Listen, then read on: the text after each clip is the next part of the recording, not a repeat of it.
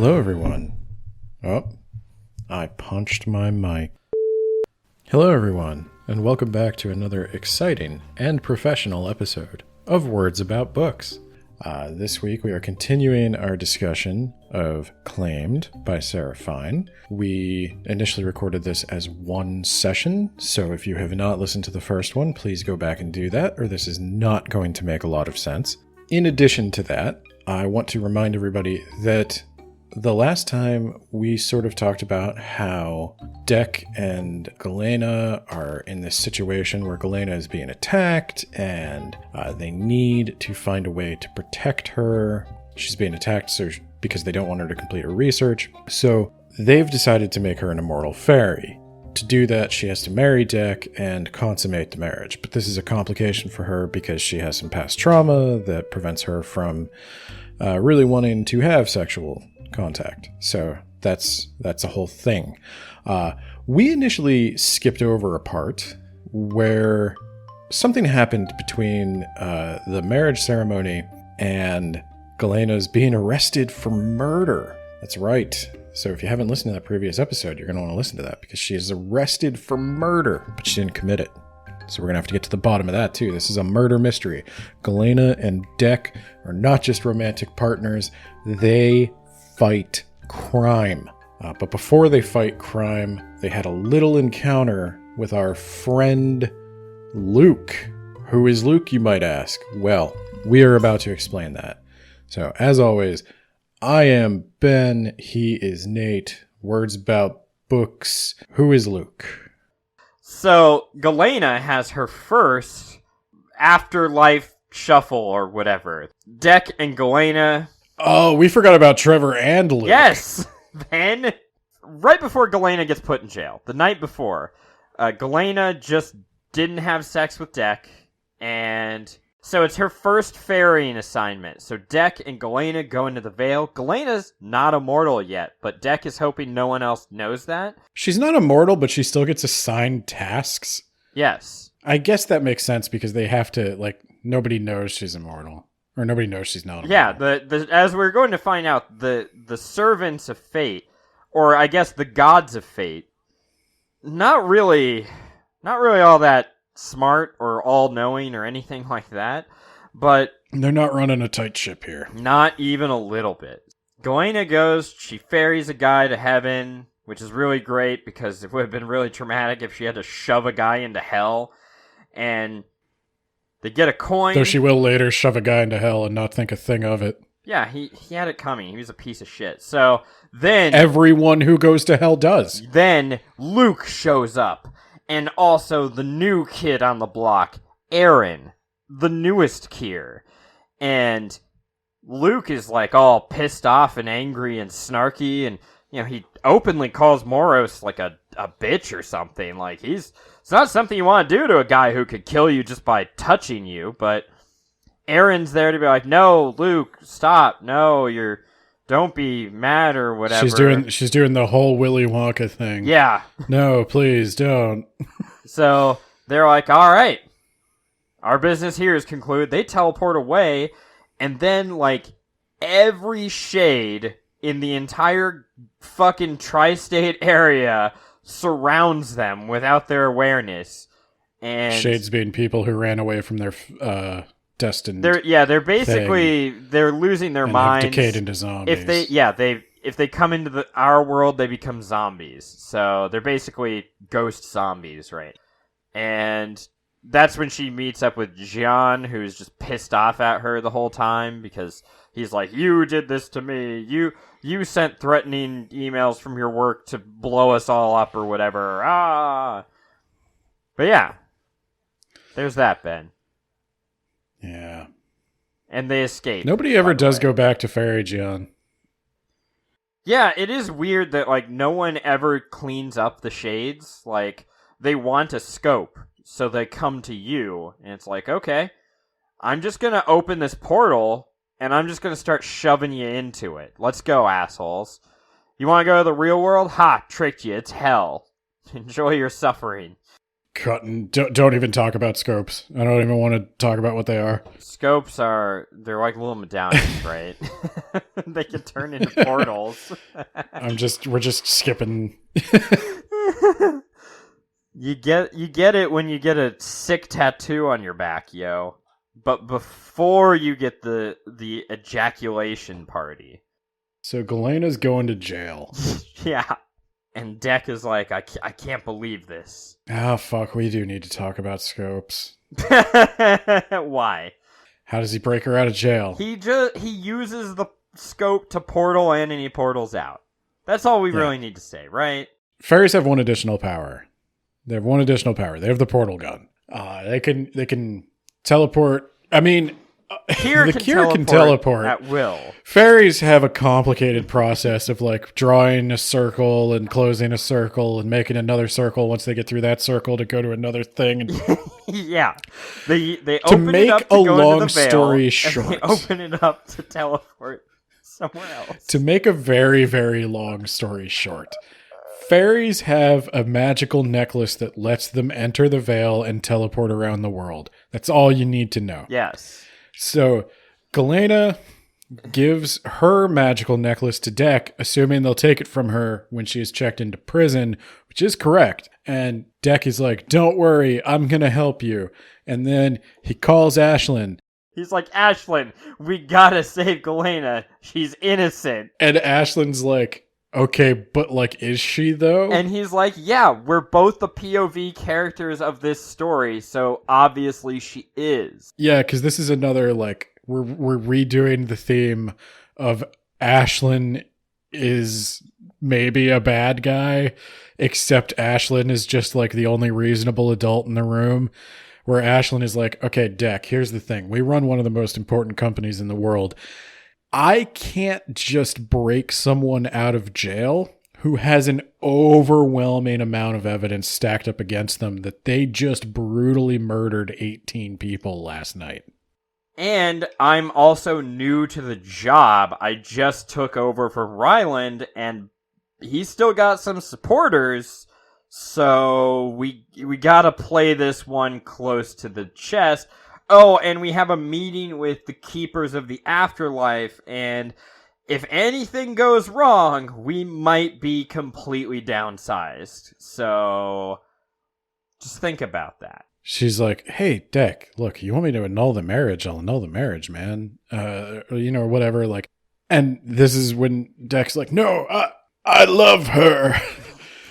Which calls back to the time when Casey was like, no, I love him. I think I highlighted that, actually.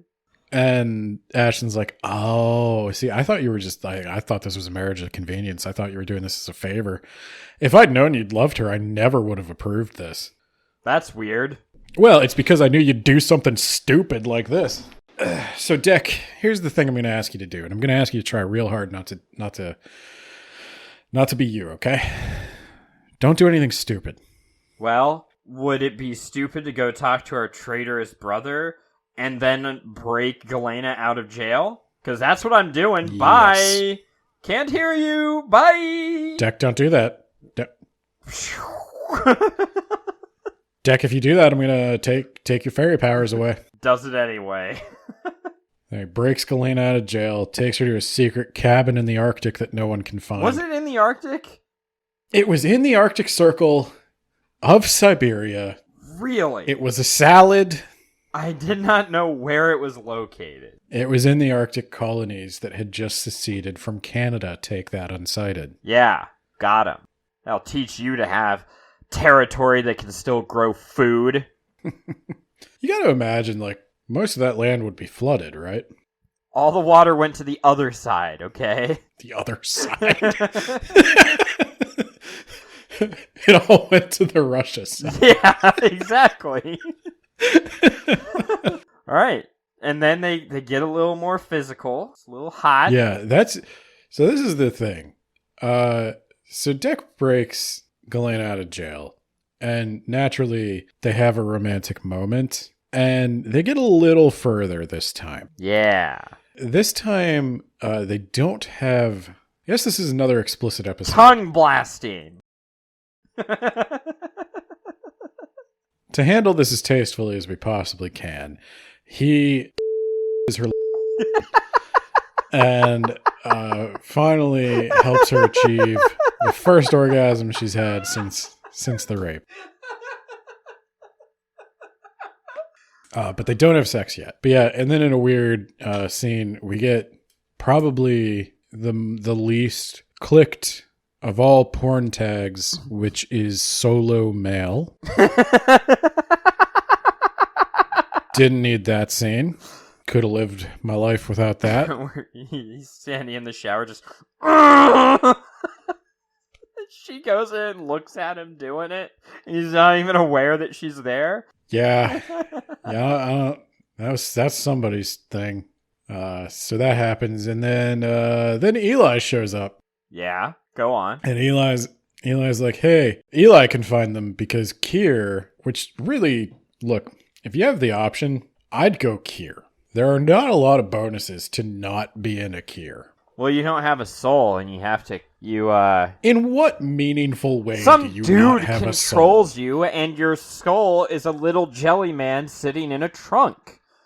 The only thing he commands you to do is for 1 hour a day, go mark somebody who someone else chose to die. Yeah. I could do that. I'm a horrible monster, though. I'm a middleman. This, like, I feel like... The setup is kind of dumb. Someone decides someone's going to die. Akir has to go teleport to them and physically touch them. Then they die. Then a fairy has to show up and ferry their soul to the afterlife without getting kicked in the dick. Then Akira shows up to them and they split the gold coin in half. Job creation. Yeah. Thanks, This is how you keep everybody employed. Yeah.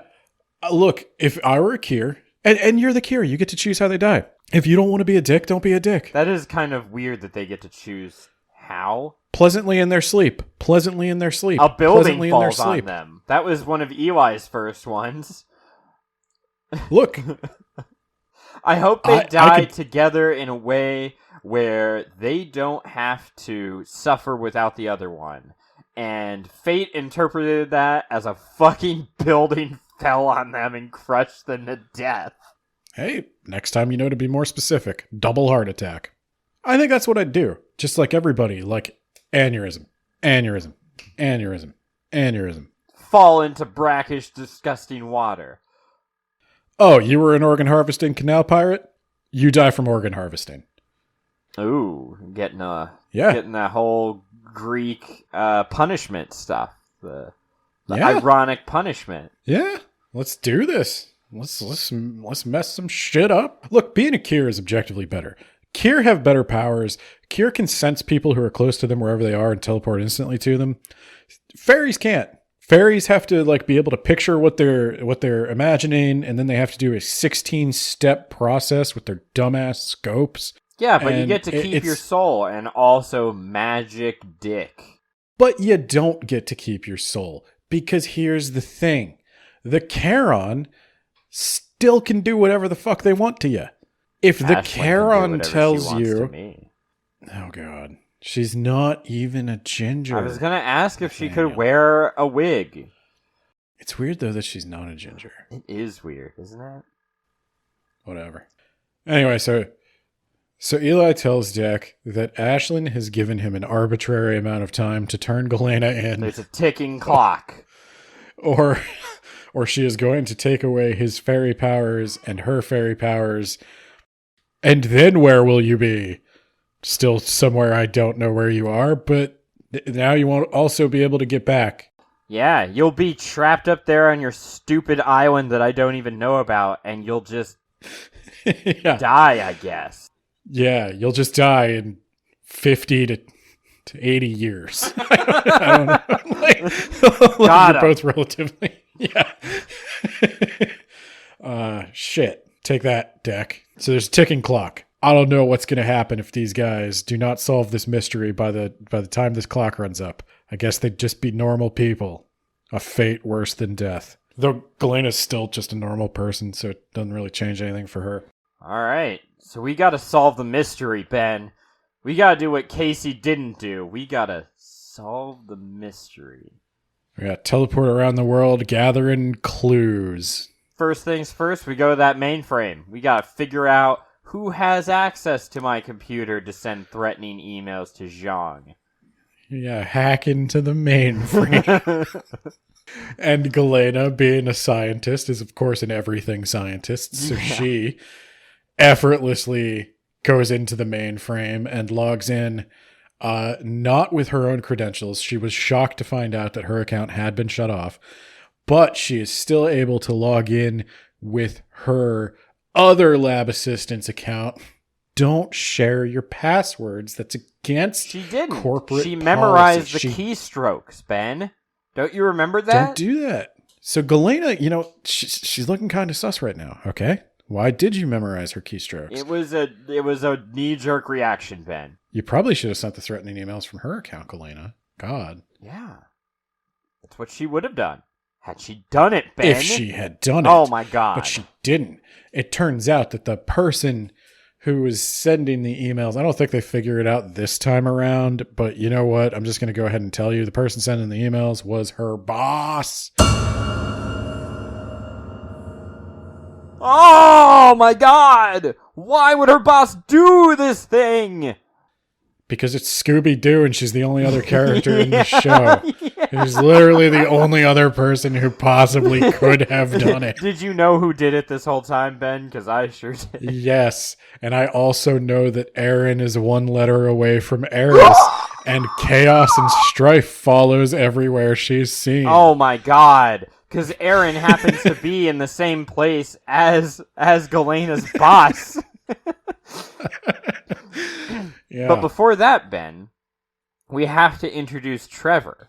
Because Deck talks with Zhang's wife, and Zhang's wife describes that on the days leading up to his death, he was visited by a woman named Erin or something. Wow. Erin was there. Aerith. And I think it was Aerith. And was maybe Eris, depending on the translation. And was Erin with this guy who sounds like Luke? And she's like, no, she was with guy that sounds like the description of Trevor. And Deck's like, oh my God, Trevor has been acting weird. Trevor, my best friend from the first book. You remember him, right? He was kind of there a few times. I know who this has to be. He's been acting weird all book. Obviously, it's time for a big payoff. I'm gonna go pay him a visit and be like, what the fuck is up, Trevor? Yeah, and so Trevor, he's there and he's like, hey, Eli. And then he walks over to the pool table that exists in his living room for some reason. And he racks the balls. It cost him $20,000 to get that pool table. And he throws a pool cue to Deck, and Deck shrugs his shoulders and he's like, yeah, why not? I guess I'll play one more game with my friend. That'll make the conversation more visually interesting to any audience if this ever gets adapted. Yeah. So why'd you do it, Trevor? I was just so mad. Why'd you do it? I was just so mad at Moros. He made me into a killing machine, even though, I killed someone before, and that's why Moros recruited me. He made me into a killing machine, though. I just had to get back at him. And I don't know what it was. I knew I had to go and fuck up Morris's plans for Galena. I had to get But how could you do this to Galena? She's my girl, Trevor. I did not know that. That sounds like a new development. Well, that's what I was I wanted you to be in my wedding, Trevor. That's why I was calling you all week. Oh. It really hurt me that you weren't there. That was like, I'm only gonna get married once, Trevor. Okay. What were you doing? Stabbing people? Was that so important that you couldn't be at my wedding? Yeah. Look, I'm gonna say, like, I'm mostly self-loathing afterwards. It's a full-time job. Yeah, you should have self-loathing because you were not at my wedding. You were gonna be my best man, Trevor. You're gonna be my best fucking man. Okay, well, you know what? Do you know how many brothers I have? I have like 50,000 brothers, but I was gonna let you, Trevor, be my best man. You know what? And you know what? For you to make up for this, I'm going to request the death penalty. Well, that's a little extreme, Trevor. I don't want you to do that. No. Let's do it. Let's go to Psychopomps Inc. I always hated that name. Stupid name. And I will I will turn myself in. I'll confess to stabbing them. I got the knife in a duffel bag over there, covered in DNA, and I'll turn myself in, and then we can have Moros come over and kill me. Is that cool? I'm gonna make this Trevor, up to you, bro, for not being at your wedding. I just want you to know. I'm sorry, I'm getting a little emotional. You were probably going to get me laid, Trevor. And buddy, let me tell you, that has been a real tough nut to crack.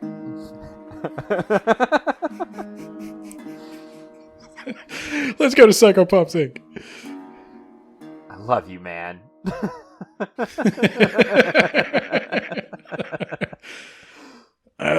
So they do. They go to Psychopomps Inc. Ashlyn is meeting with like the Prime Minister of France or something. There's apparently still a France. and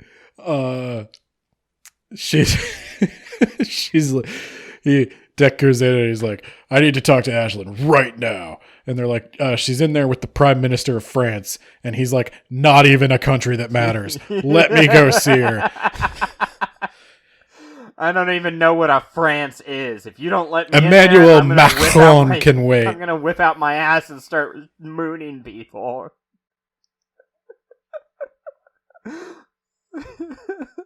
Mon idiot frère is here. And he's like, I think that Ashlyn just hired an actor who is pretending to be from France so that she can look cool, but alright.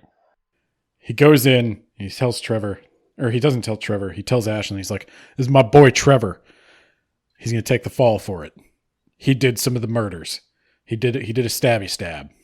And Ashlyn's like, is that true? And Trevor's like, I am racked with guilt. I did a stab. Can I have the cell next to Rylan? Yeah, I mean, where else would we put you? That's the awesome, special thank cells. you. Yeah. Well, mystery is not entirely solved, though, because he didn't do a bomby bomb. He did a stabby stab. So you got 8 hours or whatever. Don't worry, Ashlyn. I'm working on that, too. We tried hacking the mainframe once, but somebody saw her ghost hands. I will explain that statement no further. Meanwhile, in the Arctic Circle, Galena is talking to Eli. Eli has come to watch Galena, to babysit Galena. Well, Deck is away on important business. And I think Eli realizes, like, oh my god, you didn't on each other yet or whatever. You did not make on each other?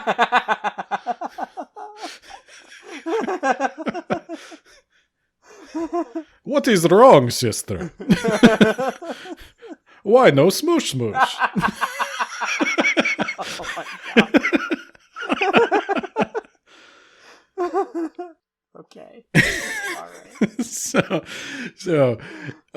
Eli tells her a story about growing up and, you know, some of the advice their dad used to give him. And Eli basically tells her that, you know, what you've been doing this whole time, you've been trying to forget, you've been trying to suppress, and that's not working. It hasn't worked for years and years. So maybe don't do that. Okay, bye. No, they do talk about it. They talk about what happened. He's like, I was beaten to death. I literally stopped living. He had to, it was trauma for both of them, very much so. And Eli had to watch this happen to his sister, unable to do anything to help her. And all of his struggles earned him a beating that ultimately, you know, caused his heart to stop. And so they sort of talk through most of it. And then I think Eli has to go. I forget why. He's got to go mark a person, I think. He gets the burning hand, and he's like, I gotta go kills a guy. It causes him physical pain to resist the call to mark someone. So he does have to go. When Deck gets back, Galena tells him the rest of the story. Like, I think this is the first time she finally opens up and tells him everything that happened that night. And they have this, like, somber moment. I don't know. I think fairies kind of go into this trance for an hour a day where they fall asleep and everything. Yes. And they're like dead to the world. And so after they talk for a bit, Deck, it's time for his trance. I think that's how this plays out. Because they have like a pause, right? There's something that breaks up these moments. Yes. And when Deck wakes up again, Galena's ready to try again. That sound right? Yeah. She's like, hey, Deck, I'm gonna do you a She doesn't know if she'll be... She doesn't know if she'll be able to do it this time, but she wants to try. And she's going to take control. And she's like, Deck, I want you to lay there while I rock your fucking world. And can I just tell you, one of the things I don't like about Galena's description is how goddamn skinny she is. She hardly ever eats, but that's what makes it hotter, I guess. Her shoulder blades are like poking out and everything. And I'm like, yeah, that's not. That's right. No. Shoulder me, daddy. No. Right here. I like the way that your bones grind up against each other. Oh. She's very wayfish. So, I'm not gonna. Okay, I guess I need to talk. I was gonna say I'm not gonna give you the details, but I need to give you some details because it's an important character moment, I guess. An important character. So they start having sex. This is what the whole story hinges on. Like, this is symbolic of her recovery. It starts off like she initiates. She's very much setting the pace of the encounter, trying to use very neutral language, and I don't think it's going to help. And then Deck responds, and she enjoys the response, and so she's able to not give up control totally. She still has the power to stop anytime she wants, but she's able to trust him to sort of like act and take care of her in this moment. And wouldn't you know it, they both bust. Yeah. I was going to try to say something else. I was going to try to edit around it, but you know what? If you're listening this far in, you're here for this. You committed.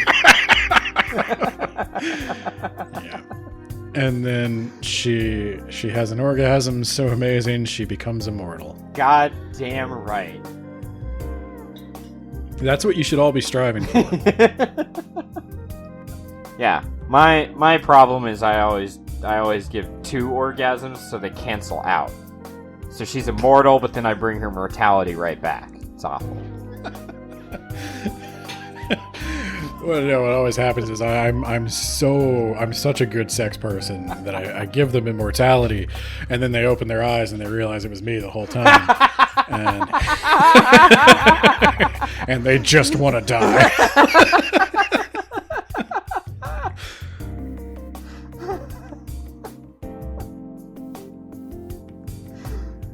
Okay, so Galena's immortal now. Now they can divide and conquer. So yeah, Deck turns in Trevor. That's the last thing we heard about from him, I hope. And Galena, she's like, all right, I know that there were a lot of weird requests for technical support, but I didn't request any of those. So someone got my password and then sent all those threatening emails to Zhang, and I know who would have that information. I'm gonna go to Dr. Cassidy, my boss. That's the first time I think we even used her name, whatever. And she goes into her office through the veil, and she's hacking into her computer, and then she realizes, oh my god, I'm logged in over here or something. Even though my account's been suspended. I'm probably remembering that wrong, or I read that wrong. What are you talking about? She finds out that Dr. Cassidy is all up in her DMs. Yeah. Yeah. Okay, so what was your problem with that? Her account's been suspended, right? Yeah, so she uses her lab assistants. No, she's in Dr. Cassidy's computer, though. Yeah. Well, Dr. Cassidy has, like, read access to all of Galena's accounts. Whatever. She finds out that it was Dr. Cassidy all along, and at that moment, Dr. Cassidy, she's downloading the evidence, right? And Dr. Cassidy comes in and is like, you stole my research, you little bitch. I'm putting you behind bars forever. And Aaron's like, no, stop. Oh yeah, also, I'm Aaron, I'm here. No, stop, don't do it, Dr. Cassidy. Think of your career or whatever. She's like... Galena's like, you know what? I'm gonna stand my ground here. I don't think you're a very nice person, Dr. Cassidy. And so Dr. Cassidy's like, I'll show you nice! She digs inside her desk and pulls out a fucking gun and shoots her in the chest. And she's like, you saw it, Aaron. She was coming right at me. I had to shoot her. And then Galena sweeps the leg and then axe kicks down into the old woman's face, shattering her nose. Literally kicking the shit out of her. Yeah, no, Galena literally caves in this woman's face. She ends her whole career. Yeah, she does. But then Galena has to go because now the Harvard campus police are coming. And you better run when the nerd police come. So this is where we should briefly mention that there were two Kier who were supposed to be protecting Galena. They're mentioned throughout this time. And now they're fighting each other. One of them is trying to protect Galena. One of them wants that evidence she just downloaded.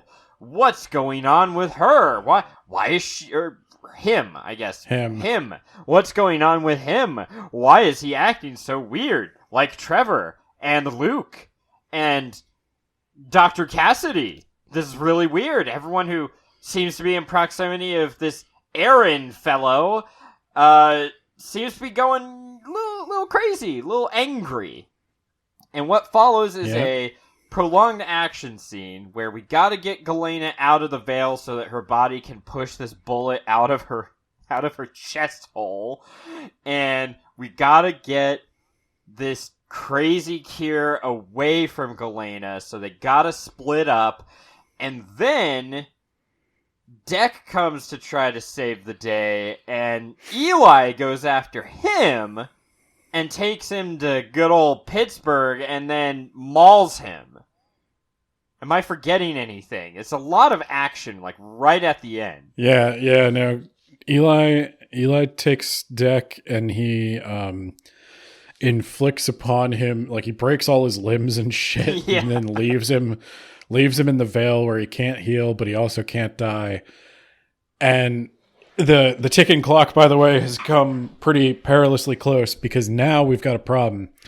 Now, Ashlyn is several, like it's almost midnight. Okay. It's almost midnight. And Namek will explode. I mean, 5 minutes and you'll lose your immortality.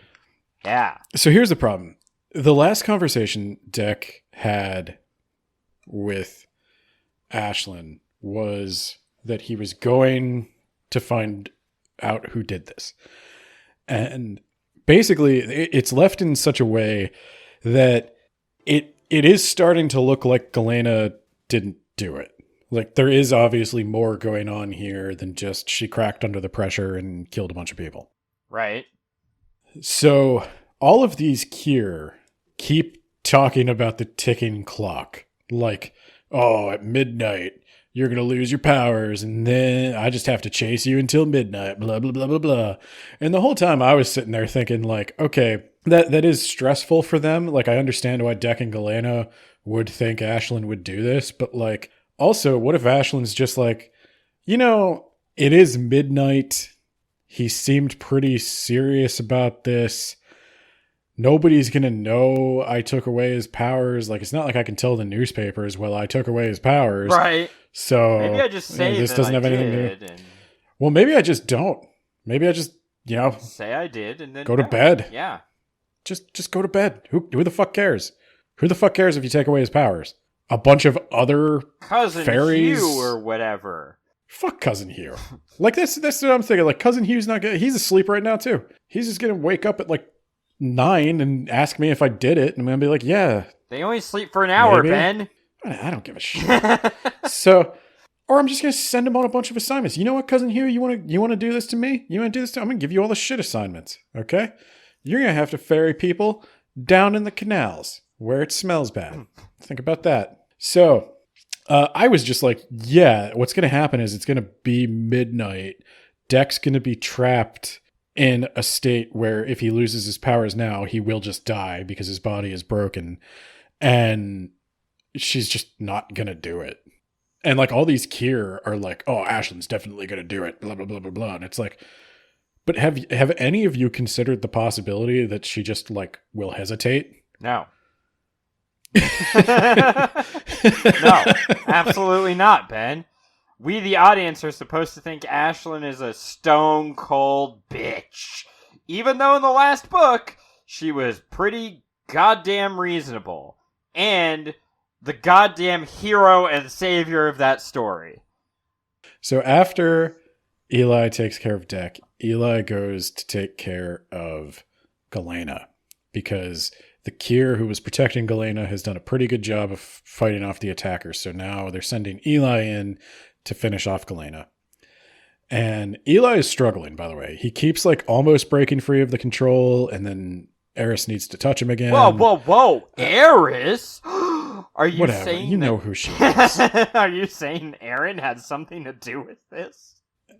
Look, I thought to myself as I was reading this. This is a very, very long action scene, and this should have been broken up throughout the book to keep it interesting. You didn't have to do all your action all at once. No, I actually didn't mind this at all. Oh.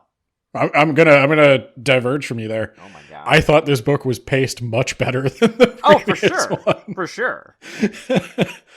No, I didn't hate this. But I did know, like, okay, Erin, right. She's a Kier. She's the new guy. At least 2 Kier at some point said, oh, I was showing this new Kier around. I was showing her the ropes. And it's like, why would she need to be shown the ropes twice? She's obviously not a new Kier. She's obviously not a Kier.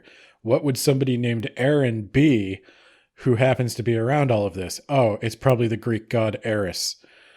And I thought, yeah, if I were 14 writing a paranormal romance story, that is exactly what I would do. So that's definitely what's happening in this Sarah Fine novel. You take an N, you flip it on its side, you smooth out the edges, you got yourself an S. It's the perfect thing because, like, only the real deep students of Greek mythology are going to know who Eris is. Yeah. And Eris? What? What? The only other option is to use an anagram. Or anyone with any sort of common sense at all would go, it's kind of weird that this Aaron is like, no, stop, Luke, don't say bad things about Moros, and Luke's just being crazy in this book about Kiers who are crazy. Not only, like, obviously she's meant to be suspicious, but, like, I also figured out who she was. Just by guessing what the shortest path would be. Whatever. Anyway, so Eli breaks free a couple of times. She has to get him again. But yeah, this time he's going to kill Galena. Okay. And Galena is like, no, don't do it, Eli. And she's got to take off and run. While she's running, she stumbles ass backwards into Casey. No, she does that. Well, okay, she doesn't intentionally do that. But she's like, I know where you put Deck. I'm gonna go there. And Eli's like, I'm gonna beat you there. And for some reason, like, you know how Kiri could just teleport to important people? He doesn't just teleport to her, he teleports to the location where Deck is. Yeah. So Galena runs into Casey. But whatever. And she helps Casey ferry a soul real quick. They're like, hey, Casey, you want to be a main character again? Yeah, so Galena tells Casey what's happening, that Deck's in trouble, that Eli's gone rogue, and Casey's like, okay, you got to get to Deck. I'm going to try to talk to Ashlyn. And so... this all happens really quick. Yeah, and so, like, obviously Casey goes to tell Ashlyn what's going on, that they're not missing the deadline because they ran off. They're missing the deadline because they are trapped in the conspiracy hijinks. And in the meantime, Galena has, like, I forget how this all plays out. Galena goes to Deck, gets him into the real world. Eli brutalizes him again. Eli beats him into a literal pulp. Yes. He is no longer a person at that point. He is goo. He's human goo. And then Erin is like, ah, crap.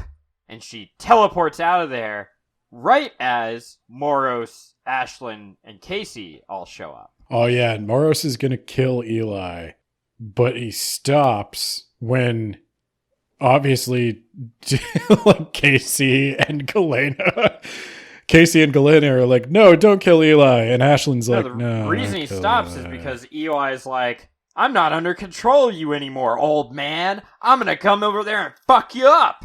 And Moros takes off his glove. He's like, I guess I have to kill a man today. And Eli is diving through the air, and then he just stops midair, crashes to the ground because he regains control over Eli. So he doesn't have to kill him because he can control him now. That's how I read that. Ah. The control link was reestablished. Yeah, that could well be. But there is a moment where Galena and Casey are like, no! And Ashlyn's like, no. Not Eli. Not Eli. Favorite person in the world. Not the man who lives in my apartment complex and eats my food. Oh yeah, so the day is safe, right? But a few things to kind of wrap up the story. First of all, Erin mentions she's the boots on the ground, so clearly she's working for or with someone. And we never find out who that is. No. And also, Ryland escapes. Trevor convinces the Kier guarding Ryland to bust him out of fairy jail. Ryland has had a complete change in character. In the first book, he was kind of obviously a villain and kind of a bit, I wouldn't say bumbling, but he didn't have big Chad smart guy energy, right? He plays chess now. Now he plays chess with himself. In his, like I picture him in this Magneto plastic cell. Yes, that's exactly what I picture too. He's just, one day they'll come for you, Charles. And he flips Deck a pawn, and he's like, look familiar, you little bitch? That's what you are. And he's like, oh, then I guess Ashlyn's playing the game. And he's like, Ashlyn's the queen, but she's not the board. This metaphor has become strained. Leave me. She's a strong piece, but she's not the key player or whatever the fuck. Goodbye! There's obviously someone else behind this, but we don't find out who that is. And... Oh, did you like, though, that at the very end, Eli now is the one who's like, oh my god, I fucked up so bad, I'm so traumatized. Galena, please come see me. And this time Galena's like, I'm gonna wait for Deck to wake up. Leave me to go f*** your girlfriend at the end of the last book, will you? And then it ends with Moros and Ashlyn, the real main characters. They're finally gonna get their book. Finally. It's a very weird series. You could cut the sexual tension between Ashlyn and Moros with a knife. I want them to fuck. Yeah. I'm here for it. Let's do it. I don't care about this is any the of first these one I'm scrubs. excited about. Yeah, exactly. Because it's like characters doing stuff who have agency and aren't NPCs. No, I ended this book more excited to read the next one. This book ended, this whole book was okay. You know, it was just a bridge to get to the third book. Let's talk about our thoughts a little bit here. So, do you have any more summary you want to do? Yeah, Ryland says, I'm giving you one opportunity. He's a Kier now. I'm giving you one opportunity to join us in unleashing chaos with a capital C. I imagine that if we do that, like, the villain from Final Fantasy 1 is going to show up or whatever. So, you know. Chaos. Yeah. So, it's your only offer. Goodbye. And then they have a moment where Moros is like, do you still want to ally with me? And she's like, I would like to ally with you repeatedly, just over and over until we form an entente or whatever. It's a weird metaphor. I would like to ally our pelvises together. I would like to castle your king, baby. Because we're going back to chess, I guess. Yeah. Okay. So, yeah, this book ended with me. I am excited to read the next book. Like, I didn't hate the romance in this one. This was a lot better paced. I like Dec and Galena more, even if I do think they are more boring. Agreed. I'm on both rooting counts. for them more. Like, I don't really care if Eli and Casey get together or stay together. Eli and Casey are just like pure passion. I don't know what the future is for them. It's kind of like, I don't know how they sustain it. We saw in the first book when Moros took all of her memories, they're gonna have babies. Yeah. Unless the Fabric of Fate were to come undone. Yeah. I don't really care about them. But I was nervous that Dec and Galena were going to be a little too vanilla for me. Yeah. But they're like... But by the third book, she's going to whip out the whips and the chains. She's going to be like, I want to tie you up, Dec. Cool with that? And he would be. Yeah, he'd be like, I'm cool with whatever, man. Like Dec is very much up for whatever. Yeah. But I like that about him. You know, I respect that. So this was perfectly adequate. And I liked it more than the first one. I kind of wish they had just started with this and like progressed. I think it would have been a little bit more interesting if they'd started with Galena and Dec and then went to Casey and Eli. I don't know. I feel like they only needed one or the other. Like, this book, not a whole lot happens. The main villain gets away. You don't know who she's even working for. You know that gods are involved, but we learned that at the end of the last book. So it's like, I did see some reviews where people were complaining that they had initially gotten into this series over so many other paranormal romance series because they liked the world building and they liked the dystopian post-climate apocalypse future. And this doesn't do anything to explore any of that. And I do agree with that. That is a valid criticism. Yeah. But I didn't care. I guess I had a different expectation going into this. I didn't think that the world building was particularly good in this series. I didn't think it was good. I thought it was interesting. That might be where we differ. I would have liked to see more. I do agree that Casey's interactions with Moros, I need more Moros. That's what I need. There was plenty of, I think this one was there to explore the fairy side of the coin, if I may, where we finally learn how people can be, how somebody from outside the family can become a fairy, how everything works, how they get their tattoos, what it all means. Seamus, which was awesome.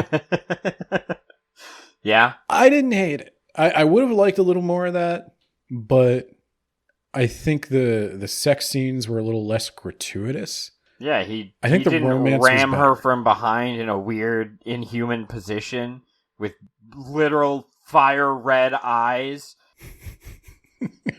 The urban fantasy was lacking, but the romance was better. Agreed. It definitely does need more Moros. I do agree with that. Like I said, most of the book he's just like out. I'm gonna go check on some souls, I guess. Bye. Yeah. No, I'm excited for the third one. Moros and Ashlyn, I hope they pay off all the stuff they've been building up. I hope they have some gratuitous sex scenes, though. You know what I mean? I'm okay with that, to be honest. I need them to put some footprints on the ceiling. Catch my drift? Dude, this is the magic of Words About Books. This is the magic of this podcast. Romance is a genre I would have never touched in my life if not for this podcast. And I am Like, we're having fun, we're laughing, but I am unironically excited for these two to get together. I do want them to get some action. They both seem like they I'm could not use excited for whatever weird sex metaphors and analogies and similes she's going to come up with. Her descriptions of things make me giggle without fail. But no, in all seriousness, that is a relationship I am shipping that. I am ready. So what do you think? Was it worth it? Was it a pleasant surprise? Are we going to do the third? I want to do the third. It was so much better than the first book. Just head and shoulders above the first book. I mean, the first book was hilarious, don't get me wrong. I mean, they threw a man in toxic sludge water, and then they kicked him. Casey kicked him in the balls so hard, and yet he's still returning to work later on. It's like, he should be in jail, right? He attempted a murder. He doesn't get transferred to another department. He goes to jail. You realize this, right? But I did talk about how I don't like the impossible asshole trope of somebody who's just there to aggravate the reader. Yes. Yeah, go listen to the other the Marked podcast. If you've made it this far and you haven't listened to Marked, you really should. I think you'll enjoy it. It's also one where you can see how far our editing has come, because I tried listening to it and I was like, the content's good, but holy shit, we could have edited this so much better. So, just the quality or the length? Yeah. Were we still doing one track back then? I think we were. I don't think we started recording the way we were doing it now until maybe Dune, which was right after Marked. So, yeah, it was a pre-Dune podcast, okay? It was a pre-Dune podcast. Pre-9/11. Pre-Dune. My wife loved how many times I said that. It's a pre-9/11 world, man. People had sex with minors. Do you want to do this in February? Yeah, no, for the month of love. Yeah. No, I am down. I'm down to do that. What is the next book called? I like Fated? I think it's Fated. Yeah. No, I'm interested in doing that. I think just for final thoughts, I'd say I still do think the book is dumb, but I like it. I do think it's probably too dumb to be tackling the topic of rape recovery. Agreed. I don't love that. I think you could get the same story beats without invoking that level of trauma. Not as bad as it could have been, but I'll probably put a content warning at the beginning of this one, actually, because I do think if you are somebody who has been through something like that, this is probably going to be offensive. Yeah, I would agree. So that is a big knock against it. We're having fun, but that is worth mentioning. So I'm sure Sarah Fine is not the only romance author to be guilty of that. But it is the first time I have encountered it, as I am very new to the romance genre. So, Fated February. All right. I got it down. You have anything else? Do you want to bust out the rubric for this one? I don't think we need to. Nah. How about we bust out the rubric for the series when it's done? We'll bust out the rubric for the series. I think that's fair. First one, my Goodreads reviews were, first one was 2 out of 5. This one was 3 out of 5. Yeah, that's what I put. I do not imagine we will get to a 4 out of 5, but I'll see. I'll see if I can. So before we do anything, I think we should thank our patrons. We should do our call outs. Who are we calling out? We are calling out James, friend of the podcast. And we're calling out Brad, also friend of the podcast. Thank you guys so much for your patronage. You have made episodes like the Traveling Pants possible. There may be a hint of insincerity in my thanks. Anywho, if you want to reach out to us, as we have said before, you do not need to be a patron to suggest a book. So, if you would like to do that, if you'd like to talk to us about anything else, For the time being, we are on Twitter at WABpod, Instagram at Words About Books Podcast, Mastodon at WABpod, at WABpod dot master. No. Okay, I should figure out how to do this. Mastodon is WABpod at mastodon.world. Thank you, Elon. We're doing that now. And as always, we have blog at wordsaboutbooks.ninja. I don't think we got anything else except the Patreon itself, which is at Patreon. God, jeez, this fucking Mastodon thing, man. It's got me all messed up. I'm like, what the?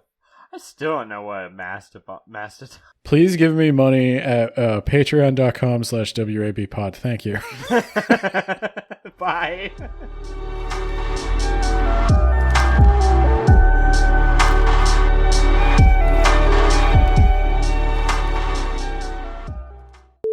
Meanwhile, in the Arctic Circle, Okay. Galena. Sounds like we're gonna have some bonus episode for the Patreon this time around. Galena is hanging out. You didn't think this was going to take 4 hours, and I was like, you know what? We're I think I know. I think I know our conversations a little better than you do.